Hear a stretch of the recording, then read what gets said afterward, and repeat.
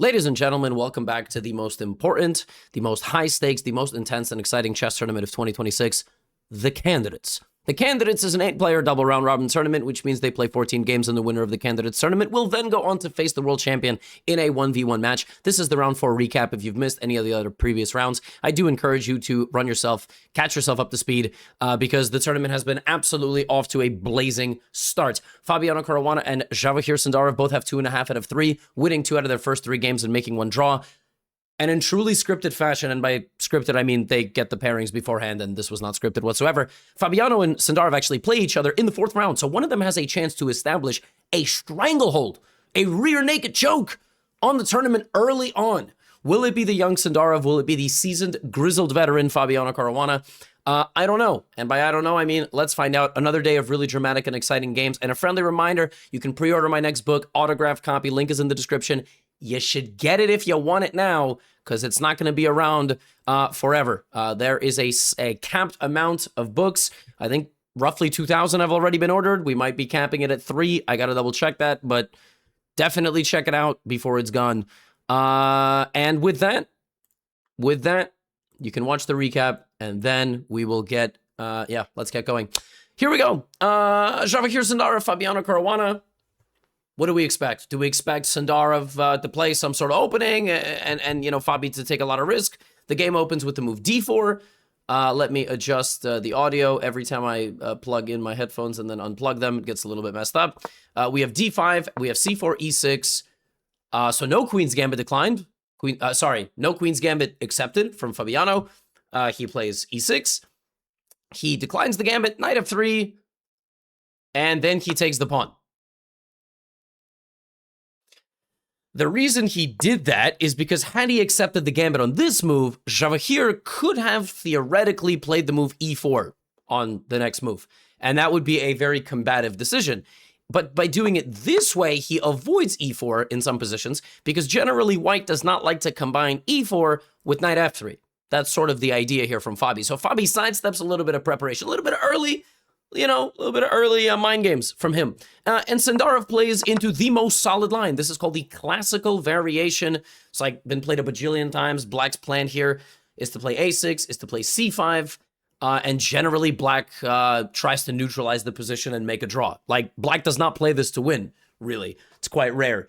He plays c5, Sindarov castles, and now knight c6. Knight c6, there are some wrinkles here. I mean, generally a6 is the move. Knight c6 doesn't always get played, because sometimes when the knight is on c6, putting pressure on the center pawn, you know, white even has some lines they play d5, and it kind of hits the knight, and sometimes black can, you know, put the knight on d7, but yeah, generally it doesn't really matter too much.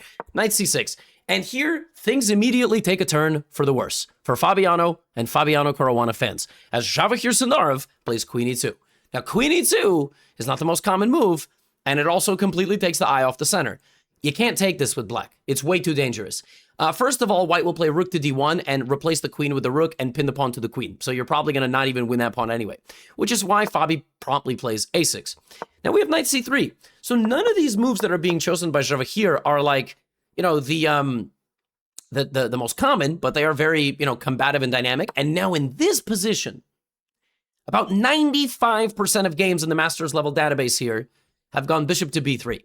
Obviously, white wants to maintain the bishop on this diagonal so that you can push d5, so the bishop can target the pawn and that pawn. Like, why would you not put the bishop on? Why would you put it here on that square? That doesn't make any sense, because you block your d file, you also remove a defender of the pawn, and you can't play d5. Well, all that is really fascinating, except Jawakhir plays the bishop to d3. So clearly, Jawakhir shows up with opening preparation. Here's the problem. Opening preparation in this line of the Queen's Gambit accepted is extremely dangerous for black. Extremely dangerous. Extremely dangerous. Fabi plays bishop b7, a very natural move finishing up his queenside development. Now the computer shows d takes c5. What it doesn't show, at least not at first, is the move a4. So you saw there the computer, like, at first reacted poorly because the pawn can go to b4 and attack the knight and dislodge it. And that's what happens. And now knight e4. Except this is all the preparation of Jawakhir Sindarov. And his preparation is pretty wicked. So the point of putting the bishop there was to trade the knights and put the bishop on this diagonal, applying pressure. That is still the best way for black to play. It seems like black should play takes, put the queen here, so the queen defends the entire queen side, and then slowly you castle this way. Fabi, though, plays knight a5, which is a natural move. He's trying to open up the target at the center, and he's trying to put the knight on b3. Here's the problem. He has still played directly into the preparation of Sindarov. Sindarov knew this was possible. He takes on f6 with check. Now, black could take with the queen, but that would allow white to play e4, bishop g5, d5, e5. So instead he takes with a pawn, very double-edged position. The rook can go to g8, putting pressure and putting pressure. Sindarov still plays the best move, which is to take the pawn on c5. It's now the best move to do this, because if black plays bishop c5, white plays e4, gets the dark squared bishop out, and black's king is in a lot of trouble. Black's king is going to really struggle to get out of the middle of the board, because if you castle this way, there's problems. You open up your king. Now, Fabi plays, after 17 minutes, knight to b3. Knight to b3, attacks the rook, attacks the bishop, attacks the pawn. Sindarov knew that was coming. In this position, he sacrifices the rook. I'm not yelling it, because this is not a move that he invented. This is his preparation. He sacrifices the rook completely. It cannot be taken, because then the bishop would be taken, this knight would be trapped, black's position would be terrible, you would be winning 2 pieces for the rook. So black has to go here, and now he shows the second idea. It's knight to d4. The rook is just left hanging in the corner again, because if black takes it, I take the bishop. So Fabi now has to take the knight instead. But if you count the pawns, they are equal. They are equal. Black got his pawn back, right? c6, position looks equal. And black plays rook g8, targeting this. And now, on the 17th move of the game, Jawakhir Sindarov thought for the first time, should he stop this attack with f3 or g3? He thought, he played g3. Now, Fabi can take this pawn and go on a roller coaster ride. That is the entire purpose of the preparation. It's queen takes d4, bishop 2 e3, queen d5 threatening mate, pawn to f3 threatening bishop e4, f5, and now white plays like bishop takes pawn, or rook d1, rook c1, and the position looks extremely dangerous for black, whose king is in the middle and will not castle. He's not going to be castling. So instead of that, Fabi plays f5. And you will notice Fabiano only has 34 minutes remaining. And if you look at the move counter, that was the 17th move. He has 34 minutes to make 23 moves, or he loses the game on time. Sindarov goes here, Fabi goes here. Fabi spends half of his remaining time, and he's not even playing the best moves. The best move in the position is extremely dangerous. It's to take the pawn. It was to take the pawn on every move. But he doesn't do it, and before you know it, Jawakhir doesn't let him take the pawn, and Fabi has 11 minutes to make 21 moves. He simply gets caught in the whirlpool of preparation from the young Uzbek phenom, and now he is defending an extremely unpleasant position. And he's still burning all his time. 6 minutes, 25 seconds. Surely Fabiano cannot save this. 20 moves to go. 20 moves. He doesn't have a lot of time. He takes the pawn, which was not even the best move, by the way. There's other moves, but he takes the pawn. It's a very natural move. King f8 from Fabi, played quickly. Jawakhir brings back the bishop. Fabi's making quick improving moves. Rook d1, king g7, all played pretty quickly. Bishop c6. Now rook a5, 3 minutes, 55 seconds. There is no way this man is surviving this. He has 3:55 to make 16 moves. Jawakhir takes. He's a pawn up. He's trying to win the endgame. Rook c5. Fabi plays rook back to d7, but now in comes d5. Why this? Because you're breaking apart the position. Pawn takes, queen f3 hits this, the rook is going to be hit. It's a terrible position for black. Pawn takes, queen f3. Fabi plays bishop b2. Jawakhir takes on d5. Fabi has 3 minutes, takes. Now he has 10 moves to make with 2 minutes on the clock. And he's going to lose all his pawns. Rook f5, rook g6, h4, bishop c3, h5, rook a6. Fabi with 1 minute, 63 seconds to make 7 moves. Queen g4, king h8. He goes under a minute with 40 seconds remaining. But it's over. Jawakhir Sindarov, like a professional sushi chef. Chop, like perfect execution with the knife in the kitchen. Chops it up, serves it, beautifully cooked. It's game over. 40 minutes up on the clock at the end of the game. A flawless victory from start to finish in the Queen's Gambit accepted, demonstrating sublime opening preparation, causing Fabiano Caruana practical problems and headaches, and he didn't manage his time. Javahir has 3.5 out of 4 points. This is the best start to a candidates tournament, maybe ever. When Jan Nepomniachtchi won the candidates tournament in 2022 in Madrid, he won his first 2 out of 4 games. He won that tournament with 9.5 points. A historically dominant candidates, 9.5 out of 14, undefeated. Javahir has 3.5 out of 4. Nobody starts a candidates with 3.5 out of 4, much less a guy his age. This is crazy. This is crazy. He just beat Fabiano Caruana. Now, the next person in the field, Hikaru Nakamura. When will Hikaru burst out, shake off some of the cobwebs, and get an extremely important win? Could it be in this game? Let me tell you something. When I saw the opening, I was like, oh yeah, we have a Najdorf. It's basically like a Najdorf, except Wei Yi played bishop c4. Black can play e6.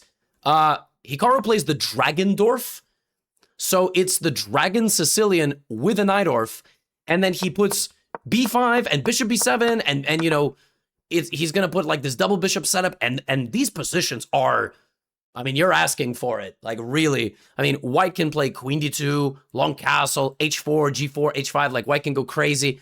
Now, Wei Yi of about 7 or 8 years ago, Wei Yi, who became the youngest 2700 ever, winning, you know, fiery games all over the board, I think would have went queen d2 and long castle.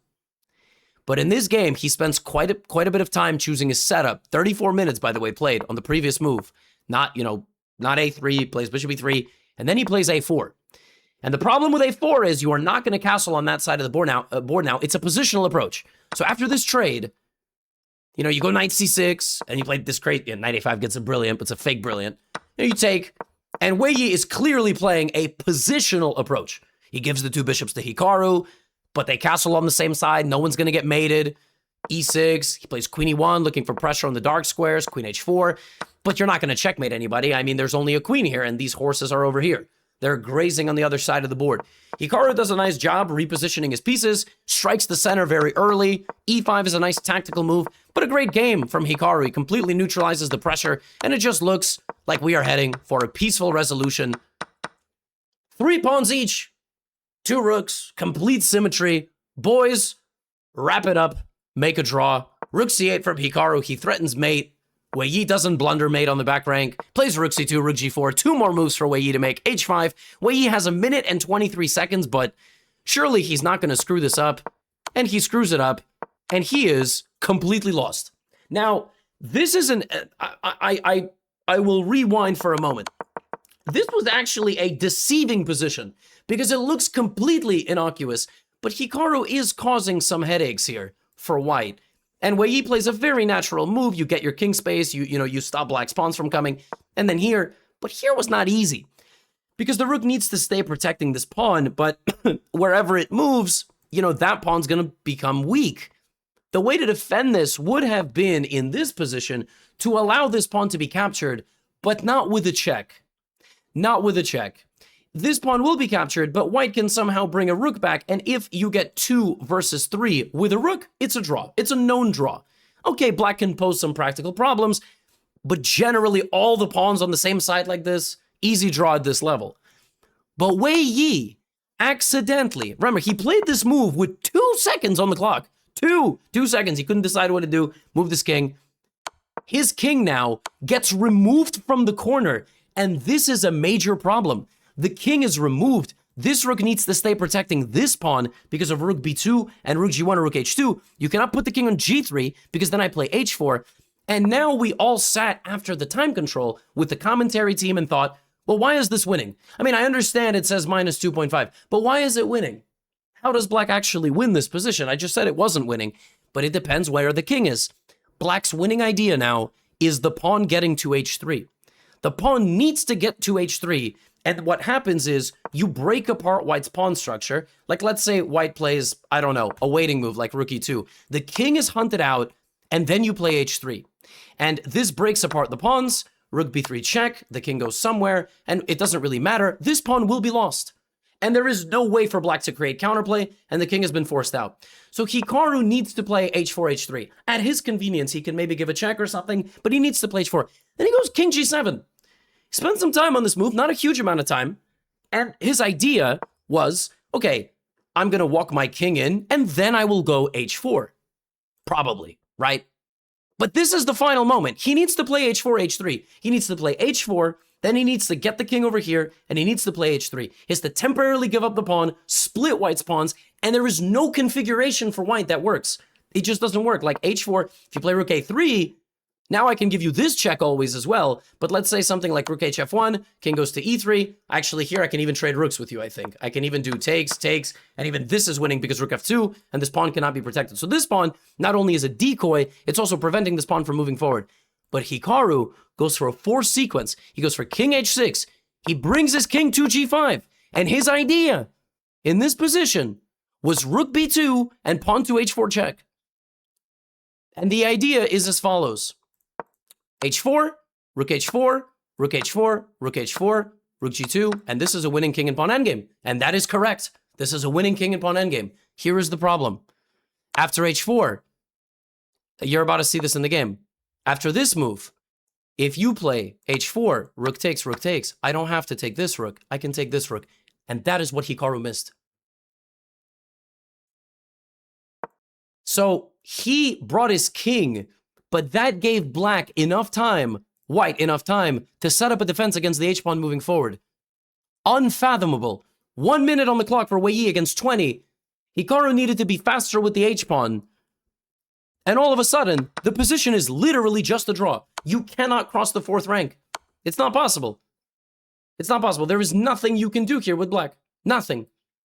Nothing. You cannot. You move your king back, then I can play f4 and you'll never get close with the king again. And Hikaru is forced to make a draw. I know this is confusing for people that are beginners, but you are literally forced into this position because in the brief moment that you were winning, you did not advance the h-pawn in a timely fashion. He had a chance for 2 moves, and because white got just enough time to configure his defenses, even here, Hikaru did not need to play rook f1. He could have went king g5 before playing rook f1. Could have went king g5, and then played f5, because now if this, there's always h4, and he accidentally forces his opponent into the perfect defensive setup. I mean, this is... This is a punch to the gut, for sure. This is a tough one, especially when Sindarov is winning every game. Because Hikaru could have had 2 out of 4. 3.5 to 2, it's still doable.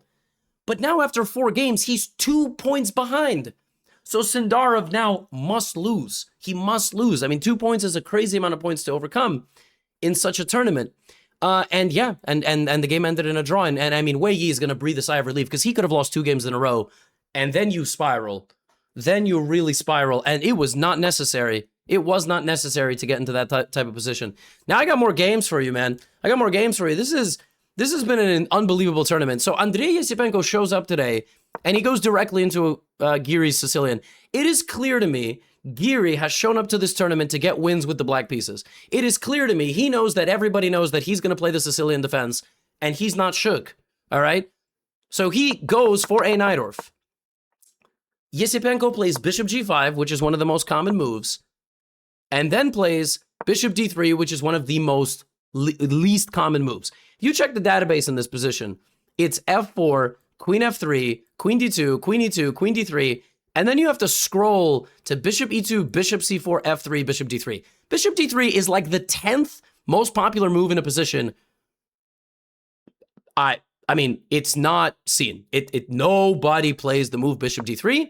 And then it gets even crazier because after bishop e7, he goes queen e2. We are officially in a territory almost nobody has ever entered because you allow black to play knight takes e4.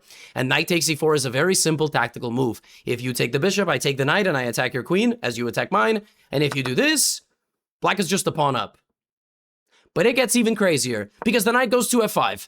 You cannot take the knight because there would be a discovered attack on your king when I take the bishop. So Anish Giri plays bishop e7, allows knight takes g7 check, and puts his king in the middle of the board. This happens on the other board while all the other players are playing their Queen's Gambit Accepted and, you know, all these other openings. Anish Giri has a king in the middle of the board. What is going on? It is clear Giri showed up to roll the dice and take a risk against Andrei Esipenko. He wants to beat Esipenko, and Esipenko wants to beat him. You don't play this if you want to make a draw. White castles. Anish develops his knight, and now the king is going to run across the board to b8. Esipenko opens the front of attack on c4 against the king. Anish plays king to c7.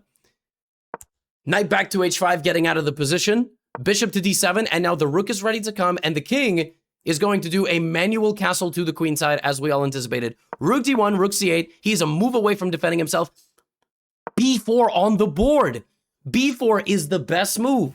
And you are sacrificing a pawn to open up the b file. Extremely sharp stuff because you know the king is going there. I mean, the position is just so wild. I mean, black can play e5, looking to establish knight on d4 and maybe some pawn counterplay. But Giri spends 14 minutes and he takes the pawn. Because it's a pawn. He now has an extra pawn and white has to prove his compensation. He's got to prove that, like, okay, I lost the pawn, right? And now rook b1. Now, the computer here likes the position for white. It thinks that being the pawn down, it likes the open lines, but you are walking a tightrope. And Giri takes this bishop. And now white is faced with a decision. Do you take with the rook, or do you take with the queen? Queen makes sense because then you line up more targets here. The queen also makes sense because you can go to a3 and a5 or g3 and hit on this diagonal. Rook doesn't not make sense, but, you know, if that's your target, that doesn't help. So if you take with a rook, you either double or double that way. So you have to make a decision. Andrei makes the wrong decision. So it would have been better for him to take with the rook, because then he would have quickly played c5 and put more pressure on the d file. And when you take with the queen, black has just enough time to move the bishop here, forcing you to move the rook. And now you don't get to play c5 because I get my king out of the way. That little shuffle by black, bishop a4 and king b8. And now there's nothing here for white. You don't have as potent of an attack. The knight can take on d6, but if you take on d6, we trade everything, and I win this pawn, and you lose the endgame. I mean, you're just down a pawn. There's nothing, I mean, you can play this, but you're down a pawn. And then I will probably even win this pawn. So you got to play for mate. You sacrifice the pawn, you got to play for mate. So he goes rook b2, but after this, there is no attack. And not only is there no attack, the counterattack is extremely vicious. It's the same attack Fabiano Caruana had, only like 43 times better. f5 is coming, d5 is coming. Andrei continues to try to attack and gets the queen to a6, but there is nothing. Not only is there nothing, the counterattack is extremely vicious. Here comes rook c7 for defense, rook d8, and Anish just begins firing back. He's not getting mated. Anish protects the b7 pawn 4 times. The knights are scrambling. Queen c5, bishop f6 hits the knight, bishop takes, and c3. And white's attack is gone. And Anish plays bishop g5, queen c4, rook d2, fantastic move. Andrei also doesn't have a lot of time. He just resigns. He resigns because after the queen trade, the rook is coming to c1 and the pawn is promoting. Anish Giri wins an emphatic game of chess. This looked like white was a grandmaster 2700 and black was stockfish. Like straight up, like it looked like a human trying to play a cyborg. I mean, the cyborg plays him a line where the king walks across the board to safety. You grab a pawn, which looks absolutely unhinged, and then you just like scramble your pieces in a beautiful way. There was never any hope. And then it just grabs you like this, like the Terminator, you know, and just squeezes the life out of you. Like, now, what helped in this case was Anish didn't play, I think, one of the players in the tournament that is like feeling himself right now, feeling the critical moment, feeling the position. Andrei took one wrong way and the game ended. All his attacking chances were gone. It's kind of insane that here, had he taken with the rook, there was no bishop a4 with tempo. So the bishop would go to c6, c5, d5, and apparently after knight g5 to go queen e5, like you sag this and there's queen e5, like, I mean, like, you know, black would have had to move somewhere. And I mean, the position's completely insane, completely insane. This was the only way forward. And Andrei misses it. He loses, he has 1 point and Giri has 2. And I mean, Wei Yi could have lost and had 1 point, and Hikaru could have had 2. Hikaru could have also climbed up, but now, you know, Giri's making a little bit of a run for it. Now, the last game that I have for you is Blue Bomb. I mean, Blue Bomb, you know, this is kind of a half a meme, half not at this point. He plays another Queen's Gambit. Kind of shocking Pragg plays into this, but given that he just lost yesterday, he probably didn't want to go too crazy today. Pragg plays a semi-Slav, which is a very solid opening, trying to be a little dynamic, but you're not going to be dynamic against e3. It's not possible. It's an extremely solid line. If White wants to play this and not lose, he won't. The boys get an isolated pawn position. Matthias gets a type of position that he literally plays all the time. And then, well, he makes a couple of trades and then puts his bishop, and he has a very nice bishop pair. And then he trades some more pieces. And for the 4th game in a row, Matthias Bluebaum is the first guy done. He decided that in this candidates, he is not going to take any risk at all. And I actually feel like, I don't know if this is a strategy. I think he's going to save it for like the last 5 or 6 games. Because at that point, everyone's going to go nuts. Unless Sindarov has already won the tournament by then. So everybody's going to take huge risk. Bluebaum has just made 4 draws. He has 2 points. He's the only player in the entire candidates that has not lost the game except Sindarov. As we all predicted. Bro, he's chilling, man. In the candidates, you get 5,000 euros for every half a point you get. So I would end that tournament with 0. But, you know, Bluebaum already secured 20,000 euros. He's in like 4th place. Dude, he's super chilling. So I will update you on the standings at the end. Sindarov has a 3.5 out of 4 situation. Fabiano has 2.5, and then you got 2. So, like, Sindarov's already, like, crushing this tournament. It's unbelievable. Fabi's going to have to win more games. Hikaru Sindarov is the round 5 matchup. Tomorrow we have a rest day. April 2nd is the first day of rest. Now, women. Games, wild. Bananas. Lagno, she is, this game, you know, this game kicked off. E4, E5, knight of 3, knight C6. She's in first place. We have a Spanish. We have a deferred exchange Spanish where you move the bishop back and then you take. And then White plays this kind of like pawn structure where you traded the light squared bishop, so you put all the pawns on the light squares, knight A3. I know this looks weird. She's trying to put the knight on C4. She's trying to put the knight on C4. She puts the knight on C4. Now there's another knight on C4. And White just has a pleasant position. This is very chill. So Queen E2, Bishop D2, slow improvements. You know, Black has got a Berlin pawn structure. You're going to put the king on B7 and stuff. White is going to try to, you know, generate some sort of attack. Opposite side castling, you can sort of bet somebody is going to win. You can also bet Lagno is going to get a completely lost position again and win it because that's what she does. Like, she's just a beast. And there you go. I mean, White makes the wrong pawn push. Black locks the position. But Muzychuk is not finished. The attack is not done. Bishop takes A5. Pawn takes. She's in with the knight. Knight C6. And again, Lagno, like, they are playing, like, they just want to obliterate Lagno, but she's defending. Knight B6. Bishop D6. The only thing she does is she gets very low on time. But she has 16 minutes. She's not going to get low on time. Queen H3, Queen E6, Queen E3. No draw from Muzychuk, who happily goes for an endgame. What Black should do here is Black should trade the queen. With no queen, White's never going to win. By checkmate, at least. But, you know, you're going to try to win an endgame because you're going to try to play C5. But she does this. And that allows Muzychuk to go here. And I think Lagno just greatly overestimated her defenses here. She probably thought, I'm going to go King B7, and then I'm going to go Rook A8. But that's not possible.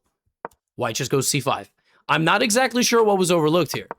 Because Queen takes E3 would have been super chill, but she spent 12 minutes out of 17, and she overthought the position a little bit. She must have thought that after Rook A8, there was Queen C1 ideas, back rank mate.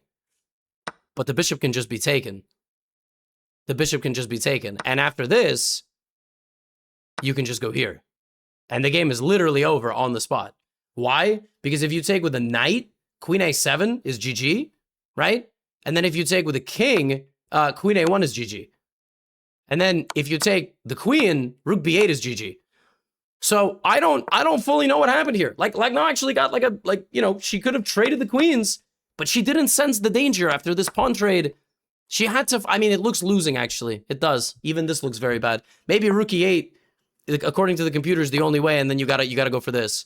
And you have to play this endgame. And she must have thought this was unpleasant, but what happens in the game is also, you know, it's just losing. And so Muzychuk overtakes the leader. Now, Divya Deshmukh versus Zhu Jiner. Okay, C4, E5, Knight, bishop b4. I hate this line. I hate this line with white. Oh my gosh. This line gives me a lot of problems. A lot of problems. These lines are so tough to understand with white because you get this center, and then you're like, I should just be better, but somehow black's position is super resilient. Like, the bishop is just terrible. You get all your pieces out. And then here, Divya plays this next move really fast. She plays h4. Now, h4 is given a question mark by the computer. And here, you know, if white had played bishop d3 first, the evaluation is 0.5. Maybe Divya mixed something up. That's the only explanation that I have, because she played so fast in the opening, but now the computer just thinks black is better. I don't know if it was like, if this is the prep, maybe. But now she goes bishop d3, and black just... So I think white just made an inaccuracy there. I think maybe there was a prep mix-up, and black is just developing her pieces. It's just super chilling. Knight g4, knight e4 ideas. The bishop will come out. And, you know, you got to defend the pawn in the center, which you can't. And black defends. And Zhu Jiner just... You know, yesterday she had an extremely topsy-turvy game. Today she just cleans up and wins a very relaxed game of chess. I mean, she got an opening advantage. D3 is a clean move, looking for rook h4 and rook h1 mate. I don't know what happened in this game. A bit of a nightmare game for Divya, who, yeah, she had 3 draws. She had a winning chance, but she survived yesterday against Garyashkina. But today, a rough game against Zhu Jiner. I think just mixing up something in the opening, to be honest, because it was equal. I mean, if anything, white just had a comfortable position, just had to go for this bishop d3, queen c2 thing.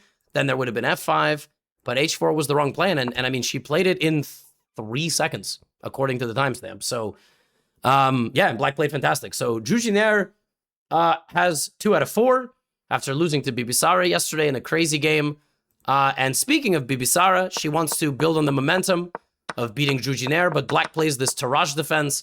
And I mean, nowadays, the Tarrasch defense is a problem for white. I mean, white can demonstrate some advantage, and here she does. And, you know, black is defending herself against white's pressure with the knight and the bishop and everything, but you have to be super accurate and precise. Like, Bibisara has literally a perfect position, but here needs to not play the way she did in the game. Like, queen b5, rook e1, even this was fine. And somewhere here was her last moment. Like, she needed to grab the pawn and kind of hold on tight. And she did that, but then she didn't follow up accurately. Knight d3. And the position is just, it's dynamically in the balance because you will give away the knight, get this. And dynamically in the balance means you have a rook for a bishop, but white has 2 extra pawns. And white can't win this, because if white tries to advance, I mean, black will just stop the pawn. Black will play queen a5, and a bishop is not strong enough to beat a rook. And a rook is not strong enough to beat a bishop when everything is on the same side. So nobody can progress. And that's kind of what happens. So the players shuffle around a little bit, but there is no way to make progress here. Everything is on the same side. It's kind of fascinating. You would think, if anything, white can win. White has 4 pawns to 2, but it's not possible. You know, the king is going to go here. King comes running in, and you can't make progress with white. Like, if you play e4, I check you, and now your king can't even come closer. You know, you play like rook a3, e5, king e7. It looks so promising, but it's not. It's not. Yeah, I mean, she played very well. She applied a lot of pressure. Her position looked really good, but Tarrasch is somehow super resilient. It's like an opening that just never goes away. And Tan Zhongyu makes a draw here. She's on -1 right now. Not a great tournament for her. Bibisara, I think, tied for first. Yeah, I think tied for first. Unless Muzichuk has 3. I can't remember. We will look at the standings afterward. And this game, Vaishali versus Garyashkina. Yesterday, Garyashkina, a really tough game for her.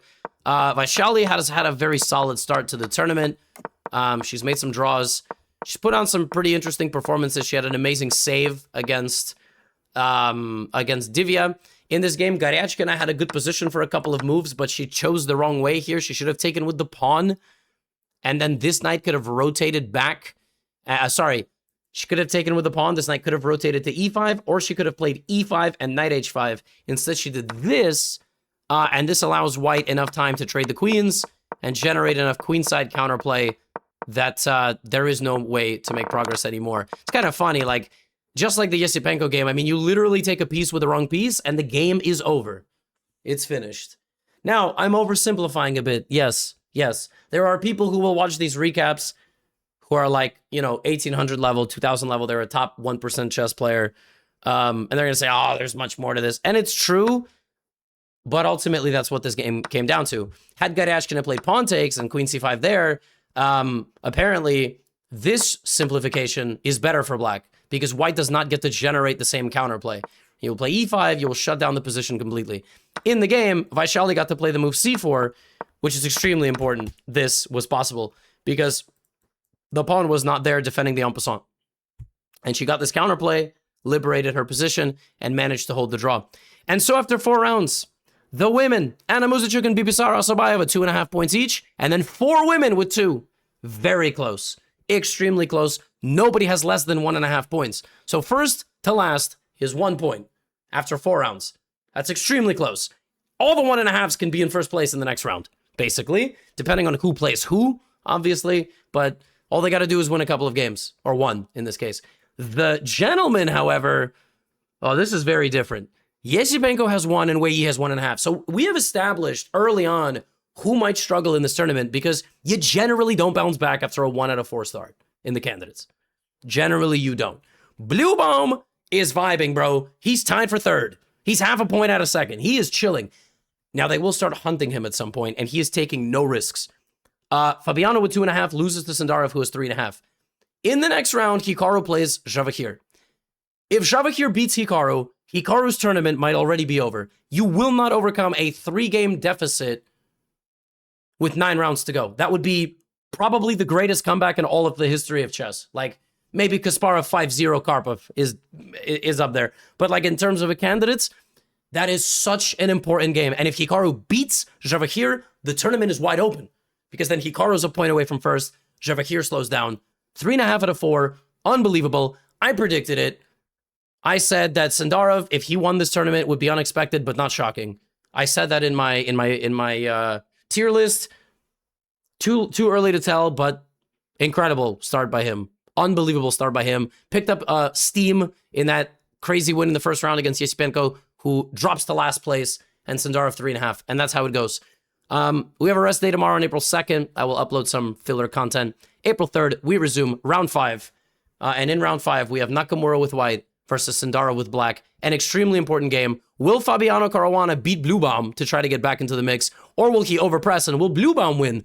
Because that would be bananas. That's all I have for you today. And I would like to remind you, if you would like a signed pre-order of my book, you should get it. Because it won't be available forever. That's all I have for you today. Get out of here.